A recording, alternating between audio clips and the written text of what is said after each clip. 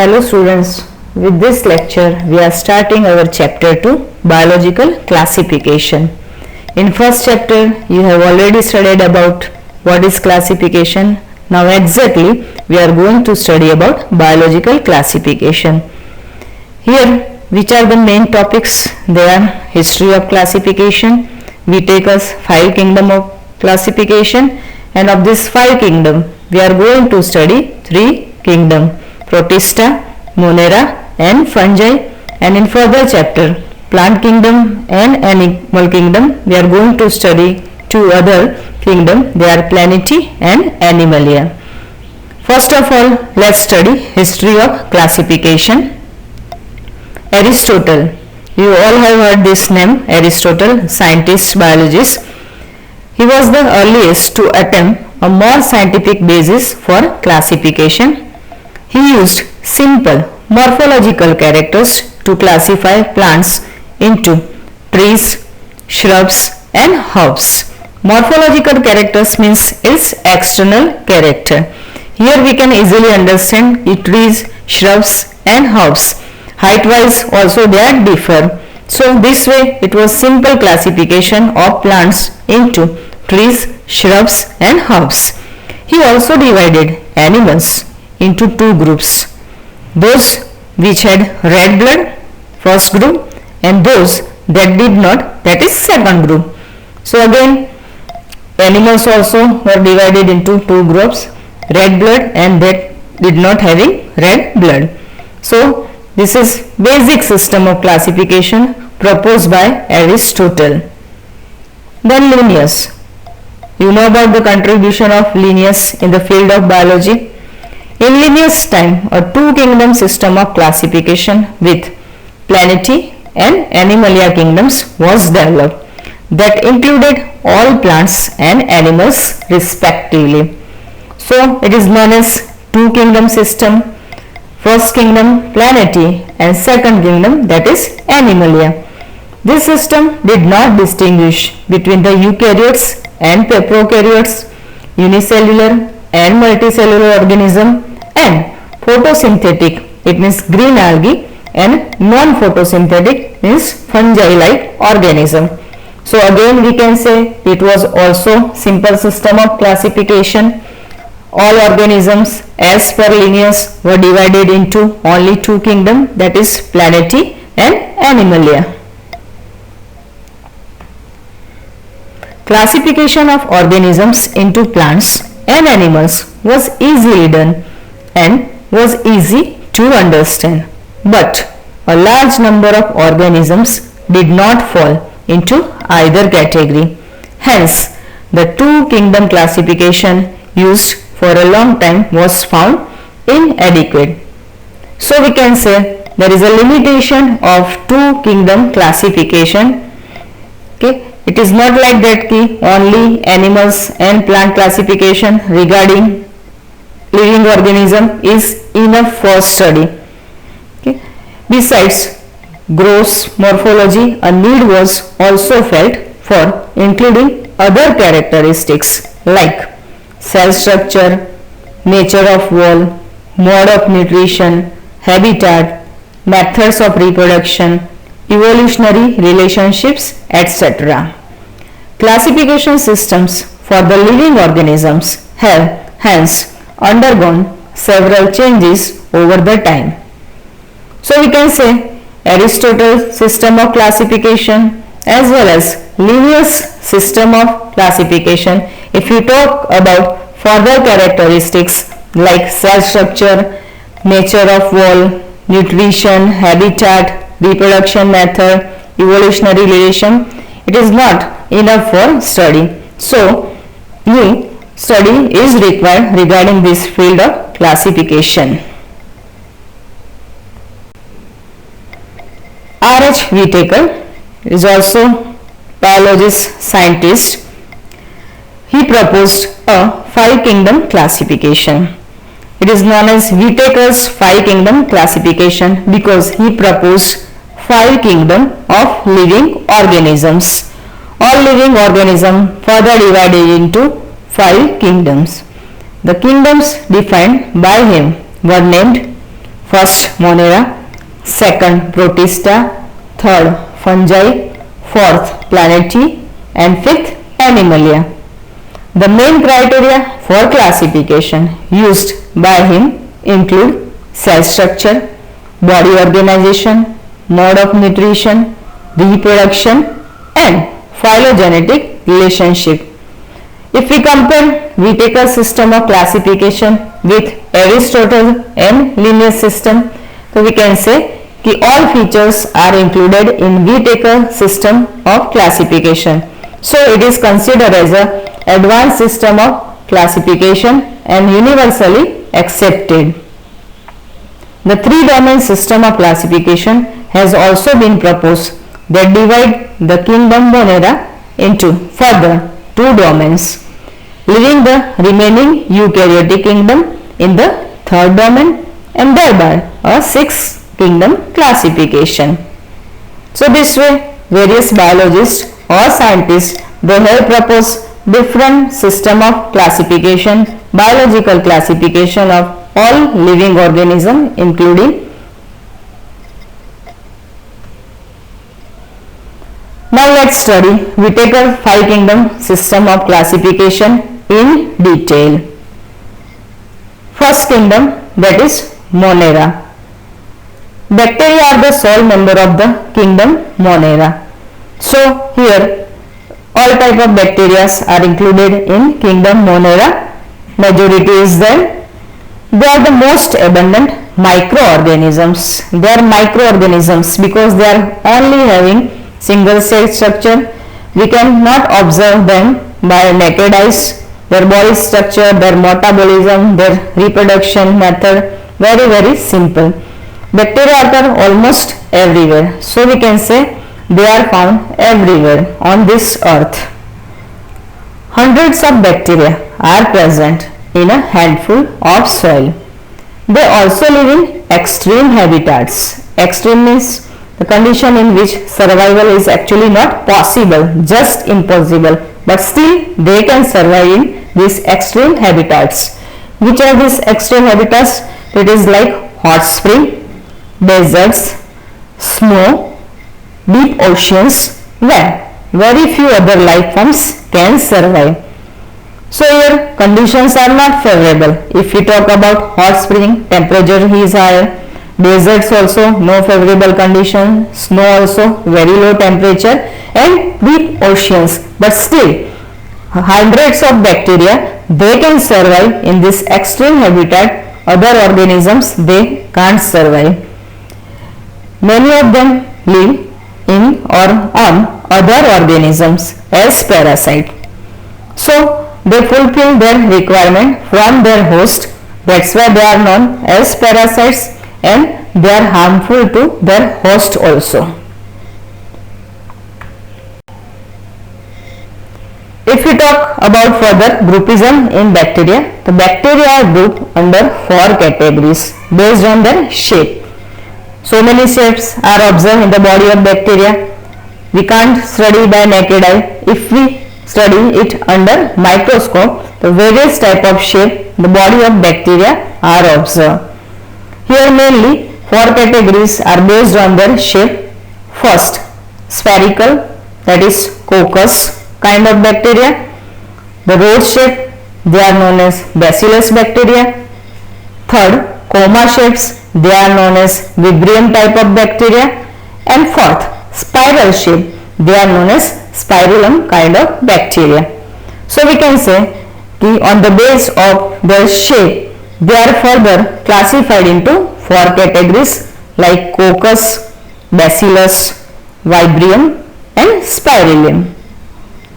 We can also study the figure here. So let's study first figure of this bacteria. In first figure you can see the cocci, coccus type of bacteria. Here you can observe its structure is spherical. Just around round shaped structure is observed. Second is bacilli, bacillus type of bacteria. Here their body shape structure is rod shape. Third, their spiralia type. Here you can also see their spiral shape body shape is observed. They also possess flagellum. You can see here. Fourth, that is Vibrium, Vibrio type of bacteria. Their shape is comma shape. So on the basis of their shape of body, all four types, Coccus, Bacillus, Vibrium, Spirillum, you can study by figure easily here. Though the bacteria structure is very simple, they are very complex in behavior. Their body structure is simplest body structure having only single cell structure. No further organ system they are having in their body structure, but still they are complex in behavior. Compared to many other organisms, bacteria as a group show the most extensive metabolic diversity. Some of the bacteria are autotrophic. It means they synthesize their own food from inorganic substances. As you know, all green plants on this earth, they are autotrophs. By photosynthesis process, by using chlorophyll as a green pigment, they can prepare their food on self. That's why they are autotrophs. So we can say here some bacteria also they are autotrophs. They synthesize their own food from inorganic substances. They may be photosynthetic autotrophs or chemosynthetic autotrophs. So autotroph bacteria further divided into two groups. First, photosynthetic and second, chemosynthetic.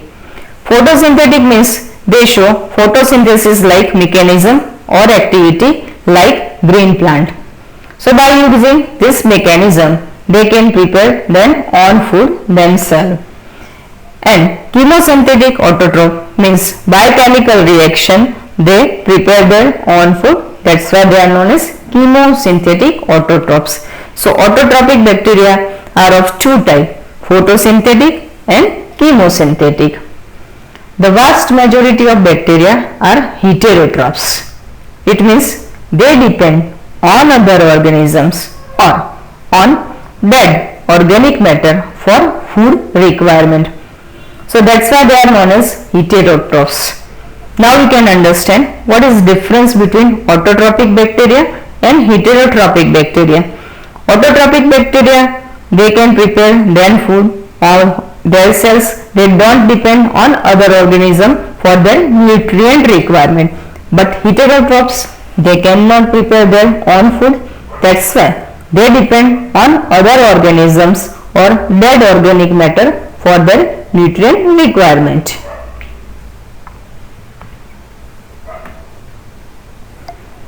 Two types of bacteria here we are going to study. First, Archaebacteria. These bacteria are special since they live in some of the most harsh habitats such as extreme salty areas. They are known as halophiles.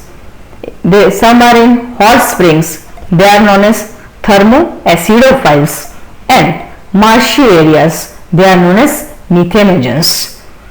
So here we can understand they survive in extreme condition.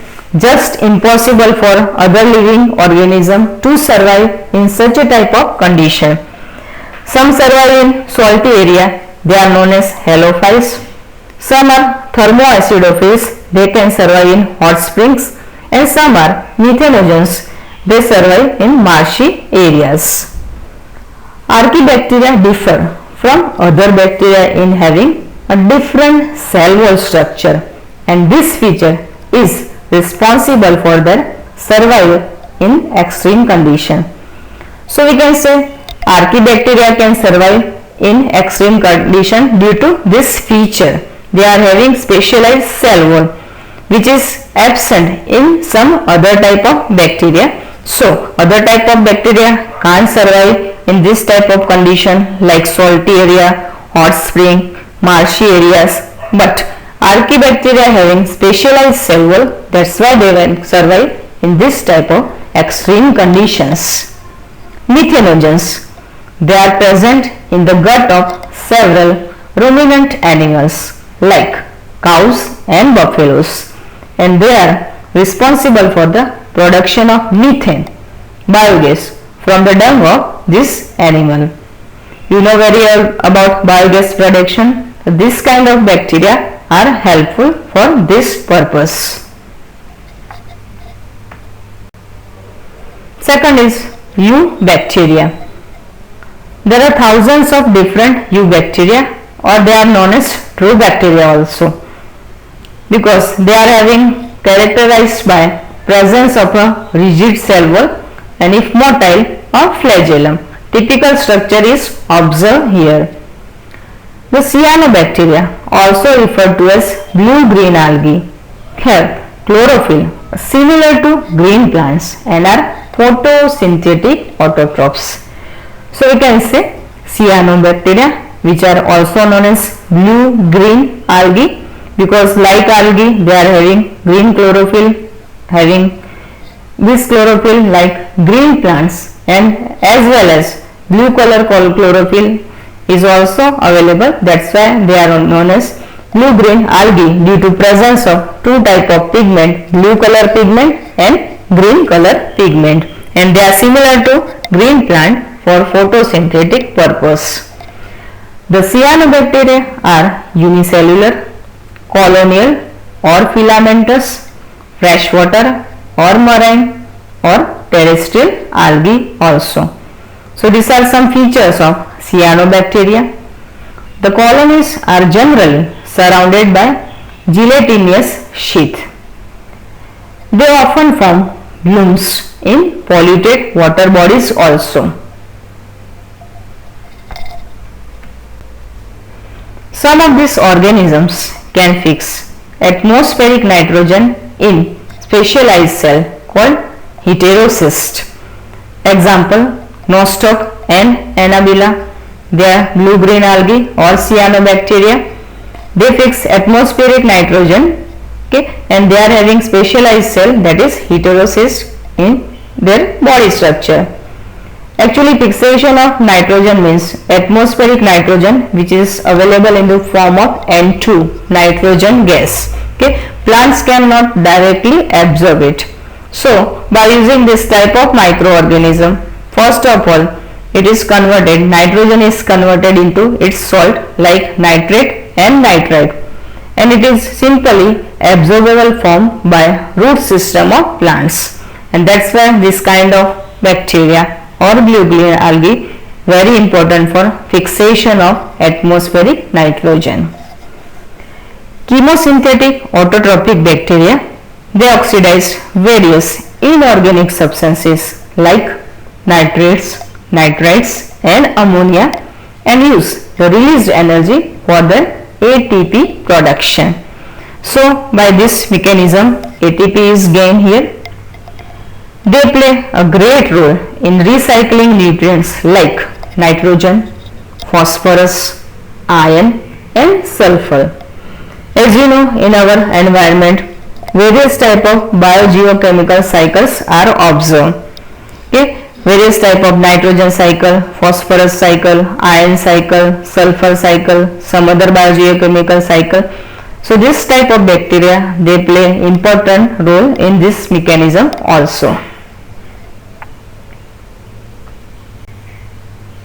Now let's study the figure of blue-green algae, that is nostoc. Here we can say its filamental structure is observed. Here the group of their single cell structure actually organized into colonial form like filamentous.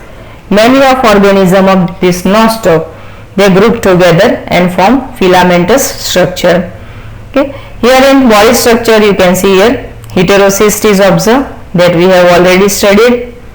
This colony is covered by mucilaginous sheath also, clearly observed here.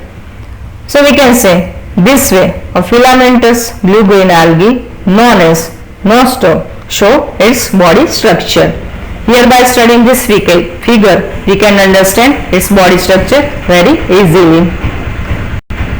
Heterotrophic bacteria are most abundant in nature.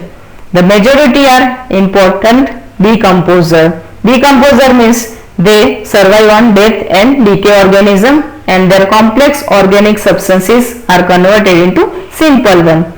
Many of them have a significant impact on human affairs also. Some are useful also. They are helpful in making curd from milk, production of antibiotics, fixing nitrogen in legume roots, etc. So they are very useful to mankind also.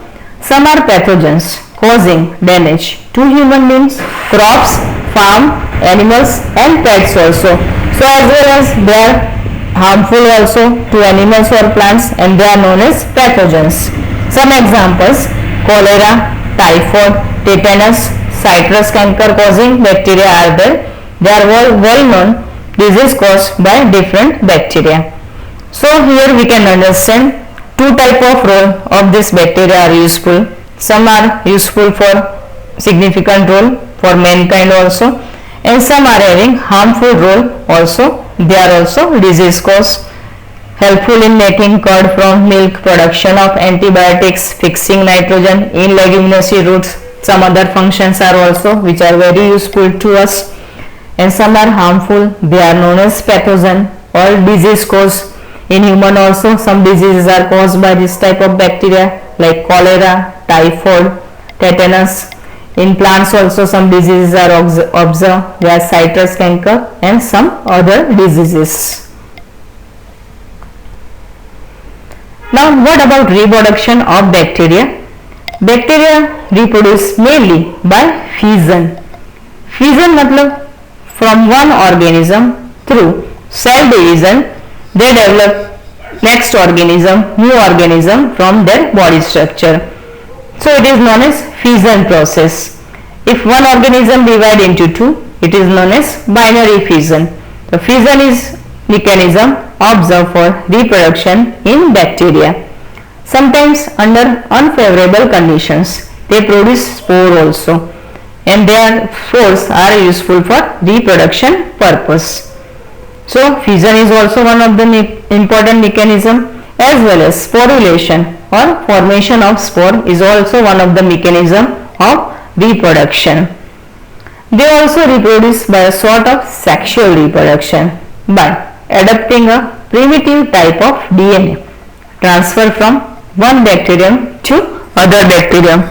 So generally we can say asexual type of reproduction take place in bacteria, where gametes are not produced like male and female gamete, but only single organism is capable to reproduce by mechanism of cell division, fission, or by formation of spore, sporulation. So such a type of reproduction is known as asexual reproduction, where two partners are not required. But in sexual reproduction, two partners are required. Male and female like gametes are formed, fusion process take place, and it is known as sexual reproduction. So some of these bacteria also can reproduce by sexual reproduction mechanism by adapting a primitive type of DNA transfer from one bacterium to other bacterium. In this figure you can study a dividing bacterium. Here two cells are observed. Okay. In this cell actually suggests this two organism. Its body structure simply we can study here: cell wall, cell membrane, as well as they possess DNA as a genetic material, and they divide it into bacterium. So it's a one kind of reproduction.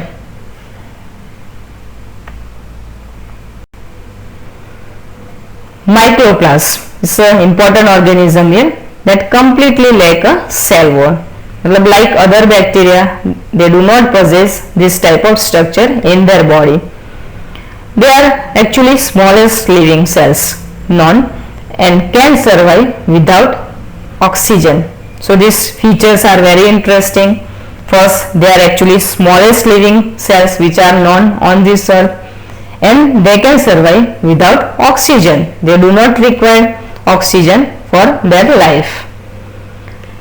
Many mycoplasma are pathogenic in animals and plants. Pathogenic. Now we can understand this word.